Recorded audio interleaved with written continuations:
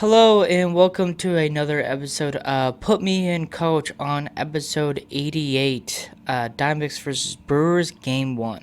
Lineup of the day, it pretty much looks the same. I guess Vargas playing first base and then Lou James Groover playing DH, and the rest is the same.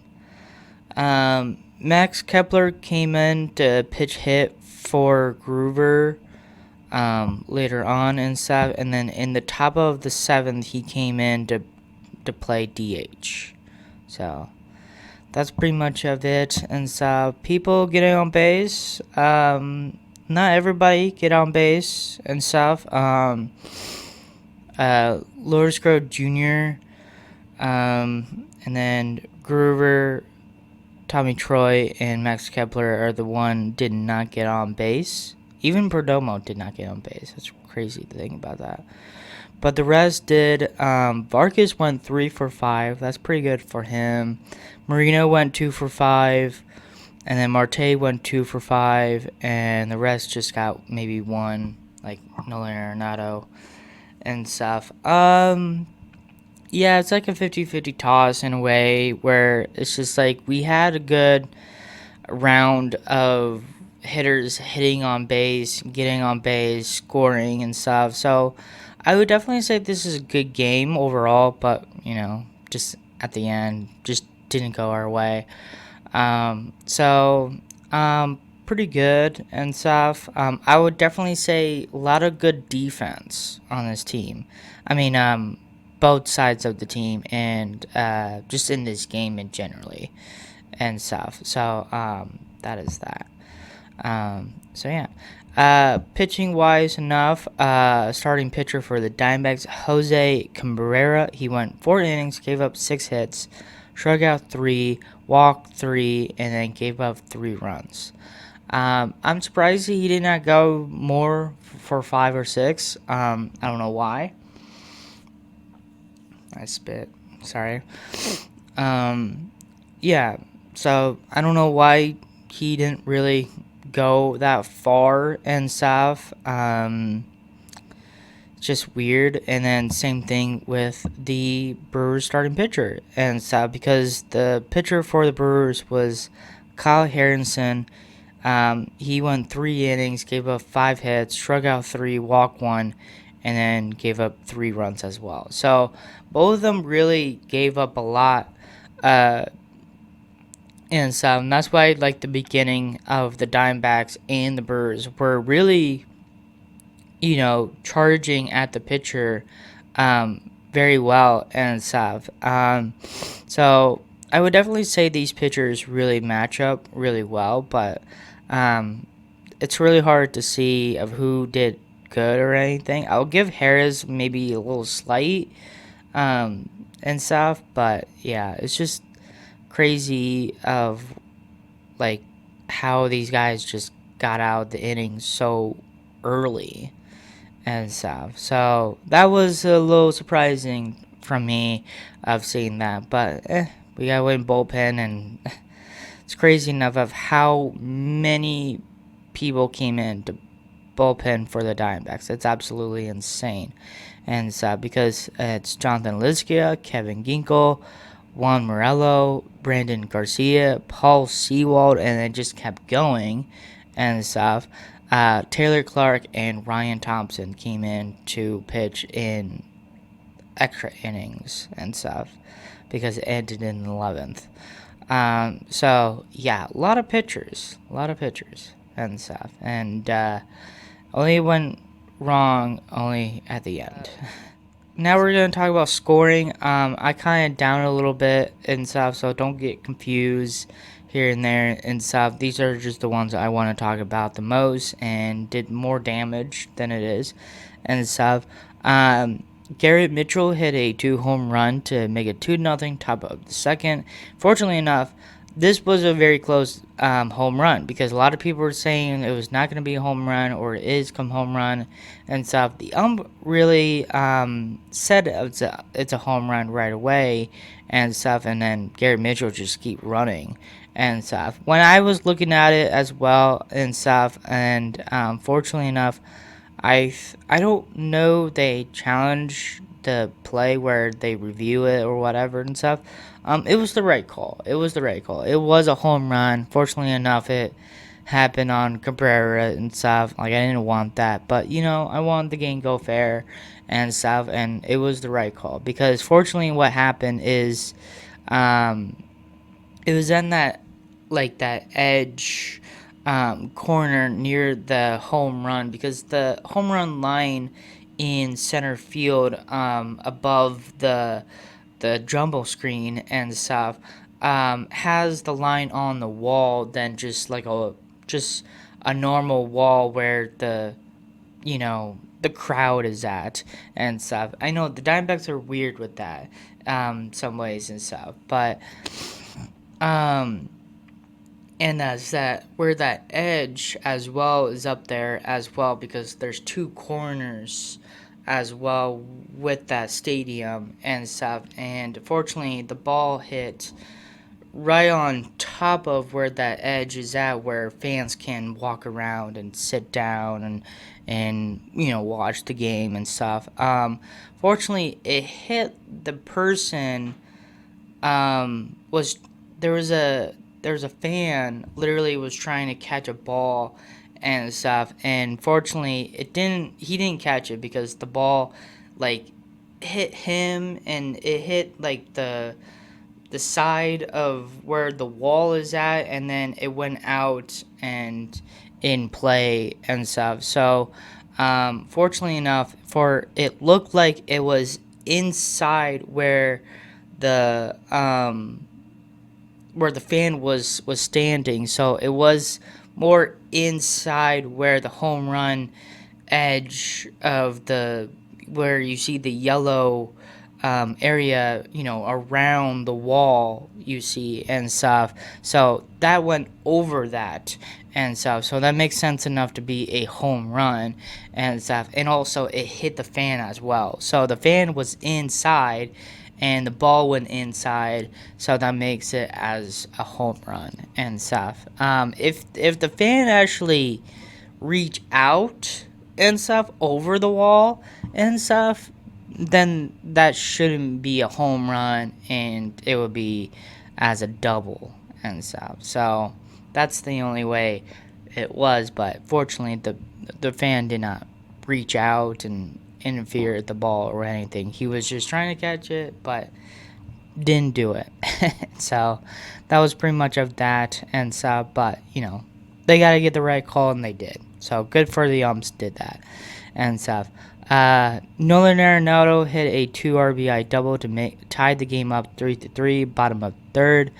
Jackson Churros hit a 2 RBI single to make it 5-3, top of the 11th, and Bryce Trang with 2 RBI single to make it 7-3, top of the 11th, and the final score was 4-7 going to the 11th, and our record now is 43-44. So we are low down of 500. So hot and cold 50-50 team here and stuff. We cannot take that break of it and stuff. So that's pretty much of that and stuff. Progress is just I'm seeing from the offense. I love seeing it. I love that you went a little hard on the Brewers. Brewers are a really good team and stuff. But if they can do this and stuff, it'd be good. It'd be good and stuff. And then even for pitching and stuff, I'm surprised enough Cabrera got out of the inning really early and stuff. So that's okay and stuff.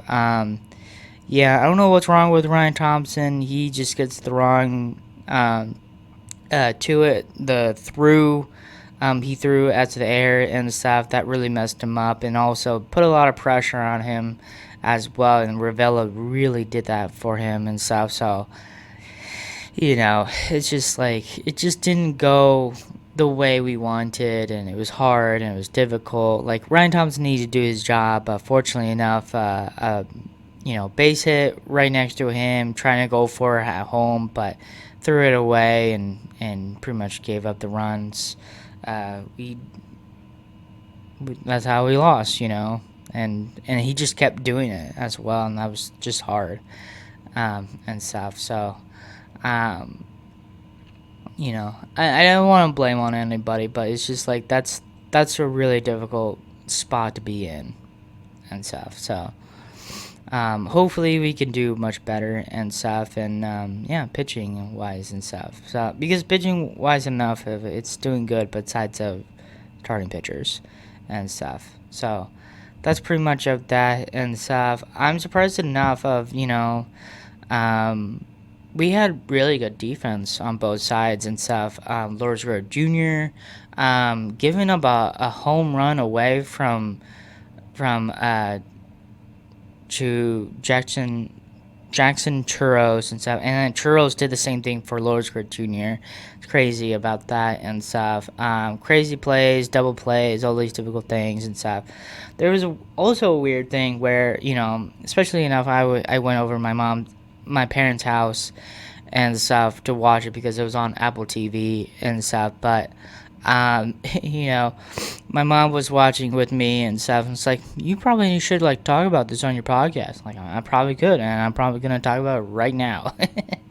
um, what my mom was mentioning enough of was the Perdomo play to tag the runner to first to second and stuff, and fortunately enough, it popped out of his glove and stuff. To me, the way I saw it and stuff, I don't know why they didn't call this, but and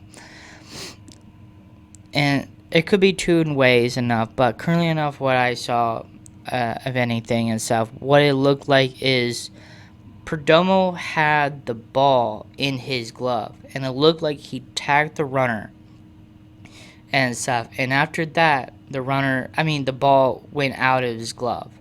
So, to me, in that way of what I saw, like, that's what I thought I saw and stuff.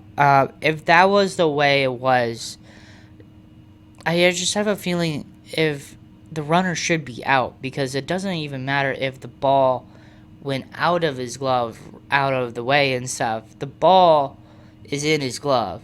The glove tagged the runner. So it doesn't matter enough of how fast the ball is out of the glove or anything and stuff. Ball, glove, tag, out right away. Right? Like, does that make sense to that point and stuff? Like, I get it, the ball bounced out of the glove afterwards and stuff, but like, that wouldn't make no sense to make it like, oh, he's saved because the ball went out his glove. Like, no, he tagged and stuff.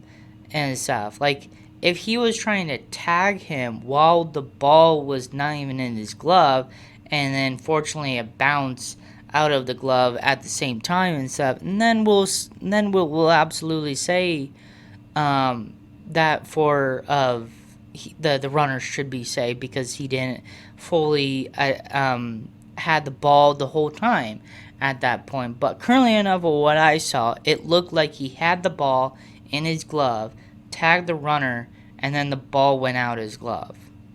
That's what I saw. And to me enough, that was so weird. Like, how you tag somebody with the ball in your glove and then the ball went out of your glove. Like, that was the weirdest thing ever. And my mom was saying about, like, oh, he was goofing around. Like, I don't know why Perdomo's goofing around by that. Like, he shouldn't. I don't know why. And fortunately, it pretty much didn't really cause him, but it just, like, what the heck, It was the weirdest thing I ever seen and stuff. So, and then, fortunately enough, the umps didn't call it as an out. Maybe they saw something differently or whatever. I don't know. And again, it was not reviewable or anything, so I don't know. So that's the only thing I could absolutely say about that. So, yeah, you know, um, gotta get the right calls and stuff. Currently enough of what I saw, so I don't know. So yeah, so tomorrow is gonna be it actually is the next day, fortunately, of me recording this and stuff. Today is absolutely 4th of July and stuff, so happy 4th of July for everybody. But fortunately enough, this is not the 4th of July video of, today for the podcast and stuff. But, so you guys just gotta wait for that video and stuff. So, but yeah, I think everybody's looking forward to that because guess who's pitching? So hopefully one run Rodriguez can do good for tomorrow for USA. I meant to say. The only thing enough of, did Rodriguez just beat Team USA? Anyways, of that, hopefully you guys enjoy this episode. Have a great day and thank you for watching.